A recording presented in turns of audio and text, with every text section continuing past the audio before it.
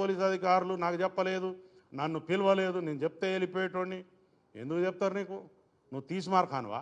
నువ్వు మామూలు పౌరుడివి, నువ్వు you are a common citizen.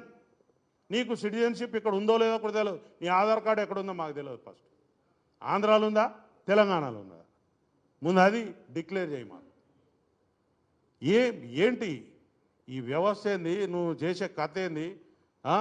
మా యొక్క అసెంబ్లీ సమావేశాలు నడుస్తున్నాయి, అక్కడ బ్రహ్మాండమైనటువంటి పైసలు, ప్రజల పైసలతో చర్చలు నడుస్తున్నాయి. నీ రామాయణమేంద్రా బాబు మాది ఇక్కడ?